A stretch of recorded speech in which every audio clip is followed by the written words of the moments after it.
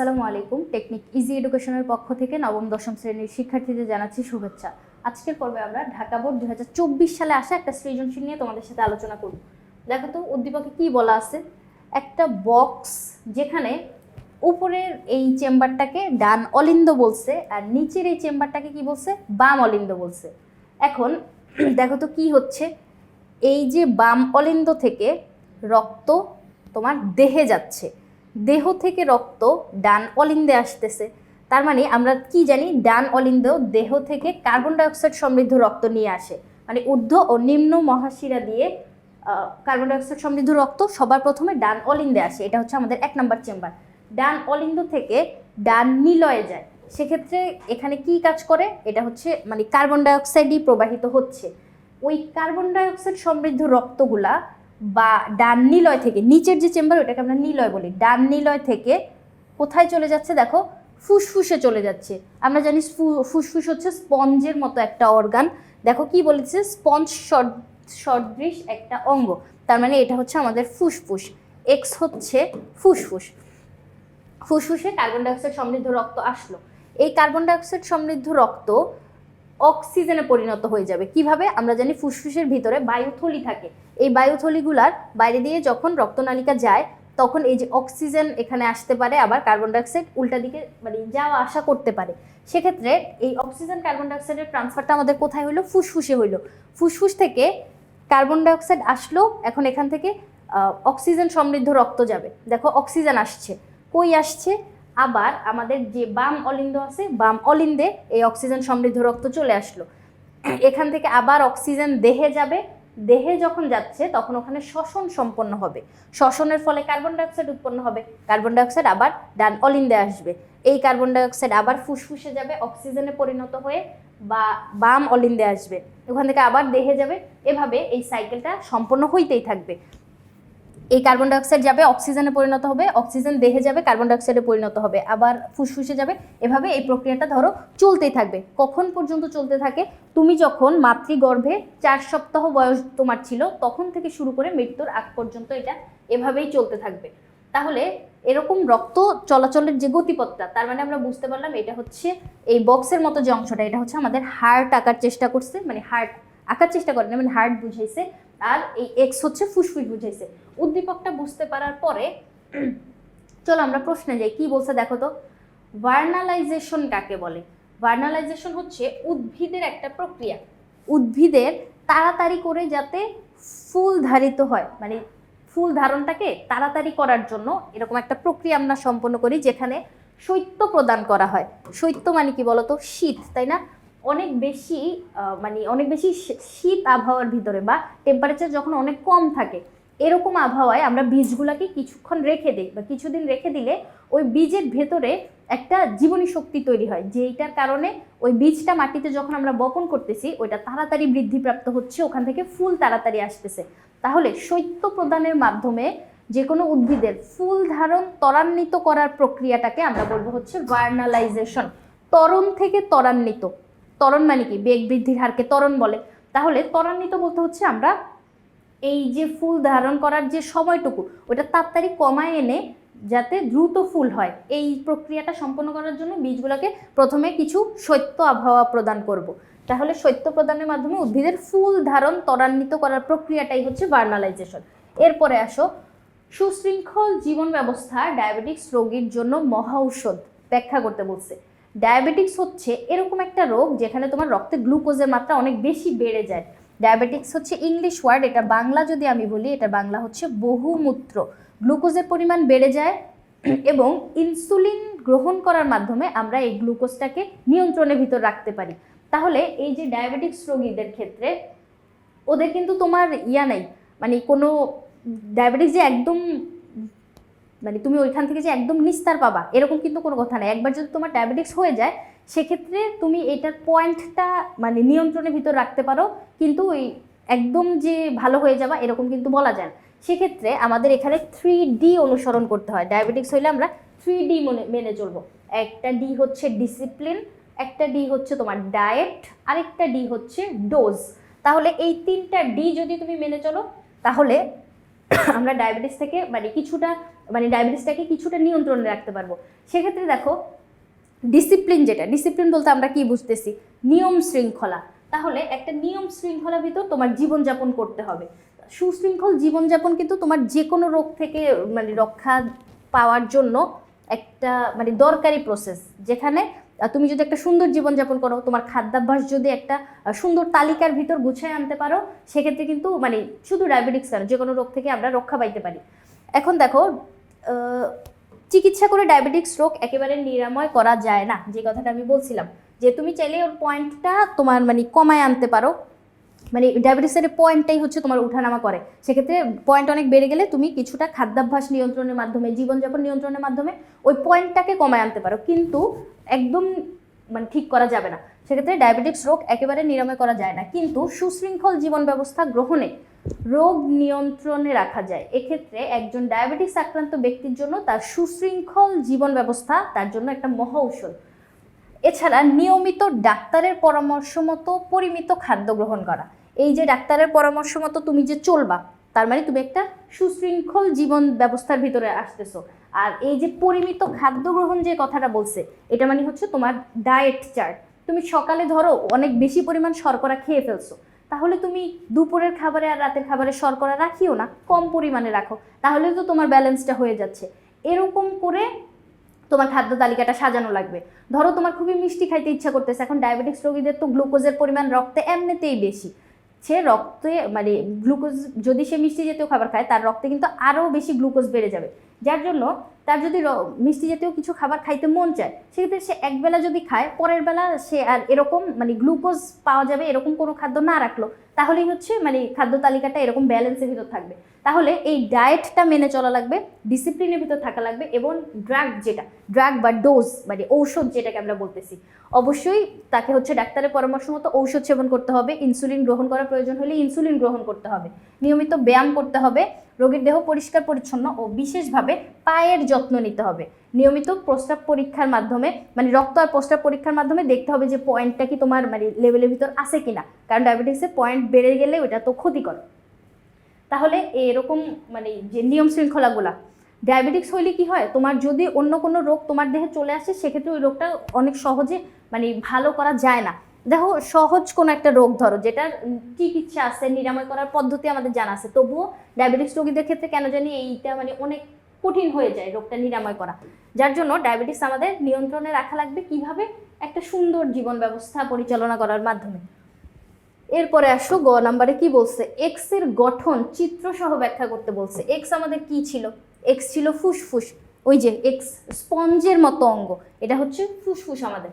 ফুসফুসের গঠন চিত্র সহ বর্ণনা করতে বলছে, তা বলেই তো দিল, গঠন আঁকতে হবে, চিত্র মানে বর্ণনা করা লাগবে। সেক্ষেত্রে আমরা কি করব, এখানে শ্বসনতন্ত্রের চিত্রটা আঁকবো। কি জন্য, কারণ ফুসফুস হচ্ছে শ্বসনতন্ত্রের মূল বা একদম মেইন যে অর্গানটা, মানে ও হচ্ছে শ্বসনের কাজটা করতেছে। শ্বসন মেইনলি শক্তি তৈরি করার প্রক্রিয়া, কিন্তু এখানে যে অক্সিজেন কার্বন ডাইঅক্সাইড ট্রান্সফার হচ্ছে, ওইটা কিন্তু আমাদের ফুসফুসই করতেছে। তাহলে ফুসফুসের চিত্রটা আমাদের আঁকা লাগবে। চলো একটু চেষ্টা করি ফুসফুসের চিত্রটা আঁকি। সবার প্রথমে তুমি চাইলে এখানে হচ্ছে মুখের স্ট্রাকচারটা আঁকতে পারো, আর না চাইলে হচ্ছে এতটুকু বাদ। তাহলে এই নাসা গহ্বর থেকে শুরু হবে। দেখো নাসা গহ্বর থেকে শুরু করে এই জায়গায় গলবিলের পরে আমাদের কি আছে, এখানে হচ্ছে ষড়যন্ত্র আছে। ষড়যন্ত্র এরকম একটা অংশ আমি দিলাম। এরপরে এরকম যদি নালীটা তুমি দাও, সেক্ষেত্রে এটা অন্য নালী বুঝাবে। শ্বাসনালীর ক্ষেত্রে তোমাকে অবশ্যই এরকম ঢেউ ঢেউ করা অংশ দেওয়া লাগবে। শ্বাসনালী হচ্ছে আমাদের এরকম থাকে, তুমি হাত দিলেই ধরতে পারবা যে অংশটা, এটা হচ্ছে আমাদের শ্বাসনালী। ধরে দেখো তো এই জায়গাটা অনেকটা ঢেউ ঢেউ না, এরকমই আমাদের স্ট্রাকচারটা। তাহলে কিভাবে আঁকা লাগবে, এরকম কিছুটা ঢেউয়ের মতো করে আঁকা লাগবে। তাহলে দেখো এটা হচ্ছে আমার শ্বাসনালী, শ্বাসনালীর পেছনেই থাকে হচ্ছে অন্ননালী, যেটা হচ্ছে এরকম মাসেলটা, মানে এটার মাসেলটা হচ্ছে ঢেউ ঢেউ থাকে না। এখন এই যে শ্বাসনালী, এটাকে আমরা ট্রাকিয়াও বলতে পারি। ট্রাকিয়াটা এই জায়গায় এসে দুইটা খণ্ডে বিভক্ত হয়ে যাবে। ট্রাকিয়া যখন দুইটা খণ্ডে বিভক্ত হচ্ছে, এটাকে আমরা বলবো হচ্ছে ব্রঙ্কাস। তাহলে দেখো দুইটা খণ্ডে আমি ভাগ করে দিলাম।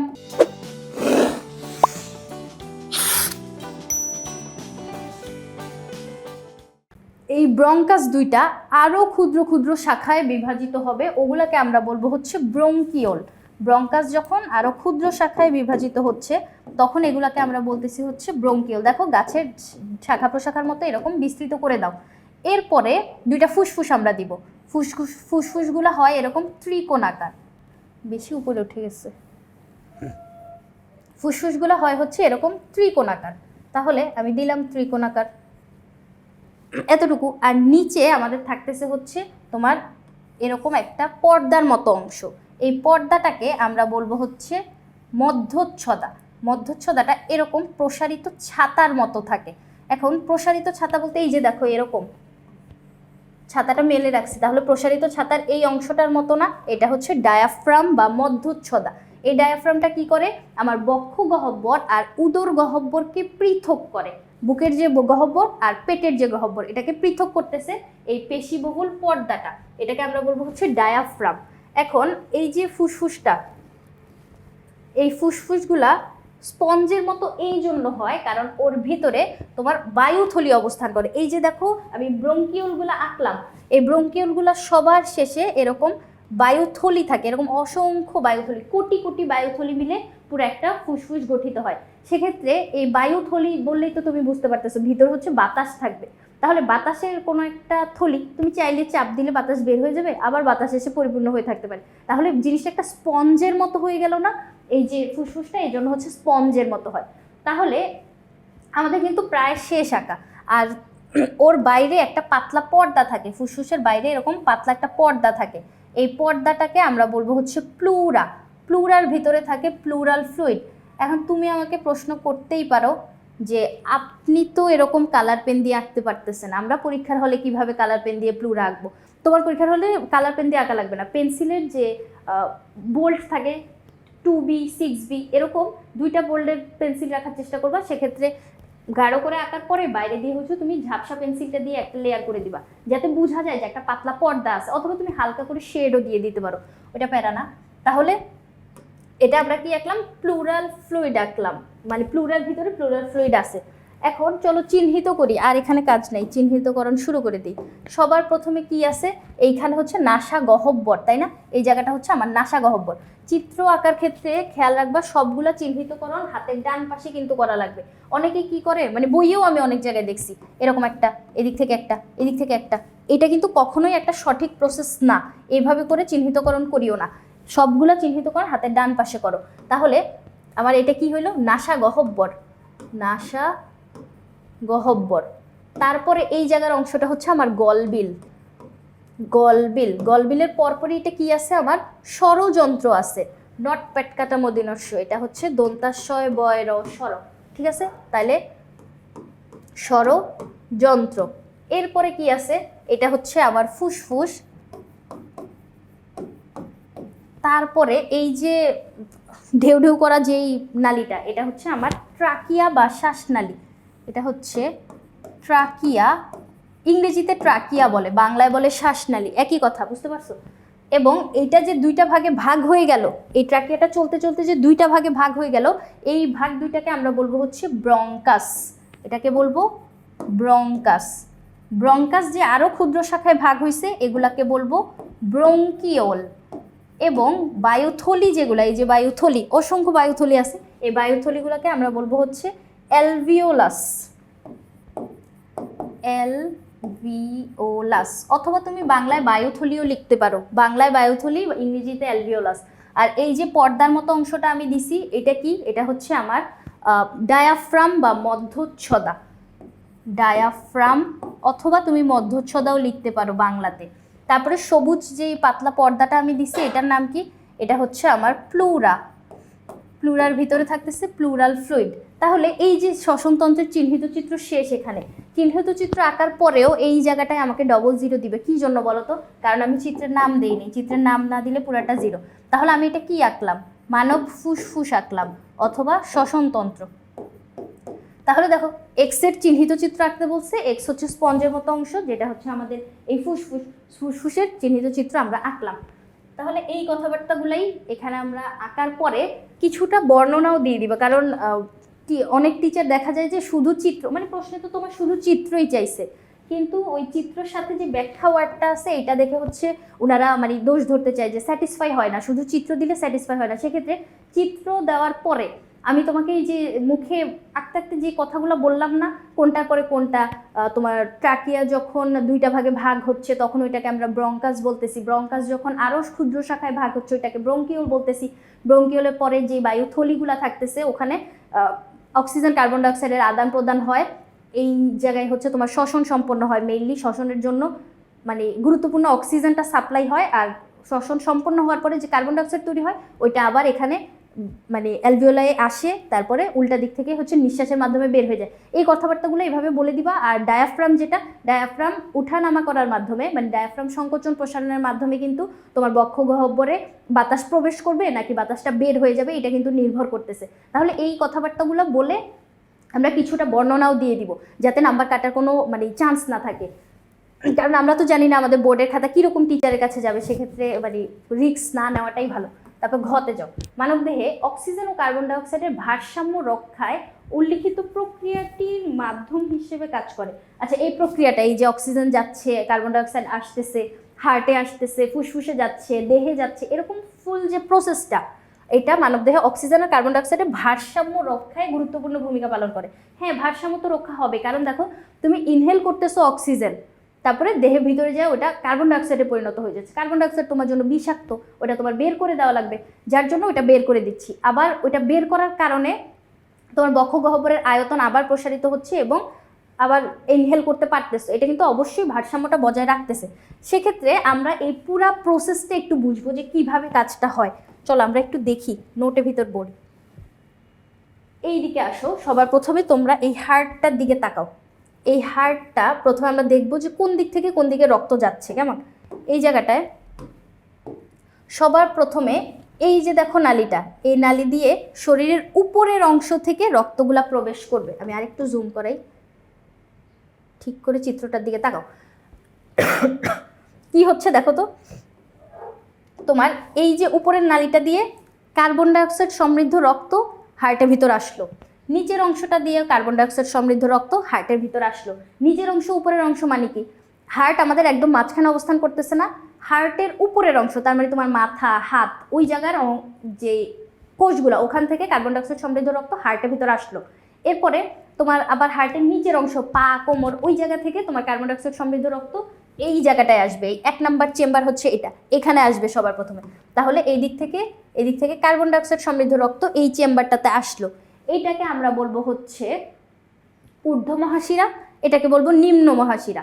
ঊর্ধ্ব আর নিম্ন মহাশিরা দিয়ে এই যে ডান অলিন্দে রক্ত আসলো। এখন রক্ত কখনো আবার ফেরত যাইতে পারে না, মানে এই উল্টা দিকে আর কখনোই যাইতে পারবে না। তাকে কোন দিকে আসা লাগবে, মানে সামনের দিকে গতিশীল থাকা লাগবে, কারণ এই জায়গাগুলোয় তোমার কপাটিকা আছে। কপাটিকা মানে হচ্ছে একমুখী দরজা, যেটা দিয়ে রক্ত প্রবেশ করতে পারে কিন্তু বের হয়ে যাইতে পারে না। তাহলে এই 1 নাম্বার চেম্বার থেকে, এখান থেকে রক্ত এই কপাটিকা দিয়ে ডান নিলয়ে চলে আসবে। নিচের দিকের চেম্বারটাকে আমরা বলি হচ্ছে নিলয়। তাহলে এইখানে আসলো, তারপরে এইখানে আসলো, 1 নাম্বার প্রকোষ্ঠ, 2 নাম্বার প্রকোষ্ঠে আসছে। এবার 2 নাম্বার প্রকোষ্ঠটা যখন সংকুচিত হবে, আমরা জানি হৃৎপিণ্ড হচ্ছে সংকুচিত প্রসারিত হয়, সিস্টোল ডায়াস্টোল। যখন সংকুচিত হবে তখন রক্ত তো আর উল্টা দিকে যাইতে পারবে না, যার জন্য এই রক্তটা এভাবে ঘুরে এই নালী দিয়ে একটা ফুসফুসে, এই নালীর ভিতর দিয়ে আরেকটা ফুসফুসে চলে যাবে।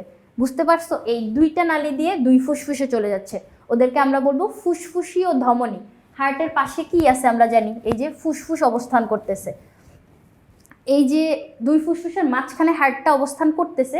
তাহলে এই সংকোচনের ফলে এই নালী 2টা দিয়ে 2 ফুসফুসে তোমার কার্বন ডাইঅক্সাইড চলে গেল, মানে কার্বন ডাইঅক্সাইড সমৃদ্ধ রক্ত চলে গেল। এই যে হার্টটা তোমার এই মাঝখানে অবস্থান করতেছে, এটা কিন্তু এই যে এই চিত্রটা দেখো, এই মাঝখানে অবস্থান করতেছে, তখন 2 ফুসফুসে 2টা চলে গেল। এই চিত্রটা আমরা একটু আগে আঁকছি, তাহলে হার্টটা এই মাঝখানে অবস্থান করবে, দেখো এইখানটায়। তাহলে 2 ফুসফুসে গেল, আমি কি বলছি, ফুসফুসে তোমার অক্সিজেন কার্বন ডাইঅক্সাইড আদান প্রদান হইতে পারবে। তাহলে কার্বন ডাইঅক্সাইড আসলো ফুসফুসে, এই বায়ুথলিগুলোর ভিতরে কার্বন ডাইঅক্সাইড চলে আসবে আর অক্সিজেন দিয়ে দিবে রক্তে, তাহলে এই ট্রান্সফারটা হয়ে গেল। তাহলে অক্সিজেন চলে আসবে, এবার অক্সিজেন ফুসফুস থেকে এই যে ফুসফুসীয় শিরা ওগুলা দিয়ে এই 3 নাম্বার চেম্বারটাতে আসবে। এই 3 নাম্বার চেম্বারটাকে আমরা বলবো হচ্ছে বাম অলিন্দ। বাম অলিন্দে আসলো, বাম অলিন্দ থেকে উল্টা দিকে তো যাওয়ার কোনো চান্স নাই, তাহলে বাম নিলয়ে চলে আসবে। বাম অলিন্দ থেকে অক্সিজেন সমৃদ্ধ রক্ত বাম নিলয়ে চলে আসলো। এবার নিলয় থেকে তোমার এই যে দেখো এই পথটা, এই পথ দিয়ে এই মহাধমনীটার কাছে আসবে।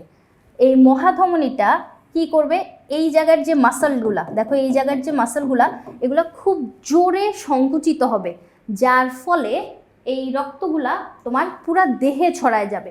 এই যে 3টা নল আমরা দেখতে পাচ্ছি, এই নলগুলো দিয়ে দেখো কি হবে, মাথা, হাত, পা, পুরো দেহে রক্ত ছড়ায় গেল। দেহে যখন রক্ত যাবে, অক্সিজেন সমৃদ্ধ রক্ত, তখন কি হবে, ওখানে শ্বসন সম্পন্ন হবে। শ্বসনের ফলে শক্তি তৈরি হবে, কার্বন ডাইঅক্সাইড তৈরি হবে। ওই কার্বন ডাইঅক্সাইড আবার এই দিক দিয়ে ফেরত আসবে, আবার ওই চক্রটা সম্পন্ন হবে। তারপরে এইভাবে করে হচ্ছে তোমার কাজ করতেই থাকবে, হৃৎপিণ্ড এইভাবে তোমার ঘুরতেই থাকবে কাজটা। তাহলে চিত্র দেখে তো আমরা বুঝলাম যে কোন দিক থেকে কোন দিকে যাচ্ছে। সেক্ষেত্রে এই জায়গার মাসলটা কিছুটা চওড়া করে আঁকার চেষ্টা করবা, কারণ এইখানের মাসলটা যখন সংকুচিত হচ্ছে তখন তোমার রক্ত পুরো দেহে পৌঁছায় যাইতেছে, যার জন্য এই পাম্পটা অনেক জোরে করা লাগবে। আর এইখানে প্রাচীরটা দেখো আমি পাতলা করে আঁকছি, কারণ হচ্ছে ও যখন সংকুচিত হবে তখন রক্ত শুধুমাত্র 2টা ফুসফুসে যাবে। ফুসফুস তো খুবই কাছে, এত জোরে তো পাম্প করার কিছু নাই, কিন্তু এই জায়গার মাসলের অনেক জোরে পাম্প করা লাগবে, কারণ তাকে পুরা দেহে রক্ত পাঠাইতে হবে। যদি মাসলটা পাতলা হইতো সেক্ষেত্রে তো ছিঁড়ে যাওয়ার সম্ভাবনা ছিল, তাই না? এখন কোন দিক থেকে কোন দিকে রক্ত গেল এই জায়গাটা আমরা একটা ফ্লো চার্টের মাধ্যমে দেখি। চলো, সবার প্রথমে কি হইলো, দেহ থেকে মানে সবার প্রথমে হচ্ছে এই জায়গা থেকে শুরু করবো, ঊর্ধ্ব নিম্ন মহাশিরা থেকে। ঊর্ধ্ব ও নিম্ন মহাশিরা দিয়ে কার্বন ডাইঅক্সাইড সমৃদ্ধ রক্ত ডান অলিন্দে আসলো। ডান অলিন্দ থেকে কার্বন ডাইঅক্সাইড সমৃদ্ধ রক্ত ডান নিলয়ে গেল। ডান নিলয় থেকে ফুসফুসীয় ধমনীর মাধ্যমে ফুসফুসে গেল। ওই ফুসফুস থেকে ফুসফুসীয় শিরার মাধ্যমে আবার কই আসলো, বাম অলিন্দে আসলো। বাম অলিন্দ থেকে বাম নিলয় থেকে মহাধমনী দিয়ে পুরো দেহে গেল। দেহ থেকে আবার কার্বন ডাইঅক্সাইড নিয়ে ঊর্ধ্ব নিম্ন মহাশিরায় আসলো। তাহলে এইভাবে করে তোমার চক্রটা সম্পন্ন হইতেই থাকবে, যেটা আমরা চিত্র দেখে কিন্তু একটু আগে বুঝলাম। তাহলে এই জায়গার ফ্লো চার্টটা তুমি একটু মনে রাখার চেষ্টা করো। ফ্লো চার্টটা যদি মনে রাখতে পারো সেক্ষেত্রে তোমার মানে হৃৎপিণ্ডের যে ফুল প্রসেসটা, আমাদের যে হৃৎপিণ্ডের কাজ বলো অথবা অক্সিজেন কার্বন ডাইঅক্সাইড মানে ধরে রাখার যে ভারসাম্যটা বলো, সব কিছু কিন্তু এইভাবেই তোমার সম্পন্ন হচ্ছে। দেখো কার্বন ডাইঅক্সাইডে পরিণত হইল, এই দেহে অক্সিজেন গেল, অক্সিজেনটা কার্বন ডাইঅক্সাইডে পরিণত হয়ে গেল কিভাবে, কারণ এখানে শ্বসন প্রক্রিয়া সম্পন্ন হইল। এরপরে কার্বন ডাইঅক্সাইড যাচ্ছে, কার্বন ডাইঅক্সাইড এইখানে আবার ফুসফুসে এসে অক্সিজেনে পরিণত হয়ে গেল। কি জন্য, কারণ ফুসফুসে তোমার অ্যালভিওলাই আছে, বায়ুথলিগুলা এখানে হচ্ছে কাজটা করতেছে। বায়ুথলি তোমার কার্বন ডাইঅক্সাইডকে অক্সিজেনে পরিণত করে দিচ্ছে। তারপরে অক্সিজেন যাচ্ছে, অক্সিজেন আবার কার্বন ডাইঅক্সাইডে পরিণত হয়ে গেল কিভাবে, শ্বসন প্রক্রিয়ার মাধ্যমে। তাহলে এই যে প্রক্রিয়াটা কি করতেছে, আমাদের দেহে কার্বন ডাইঅক্সাইড আর অক্সিজেনের ভারসাম্যটা রক্ষা করতেছে।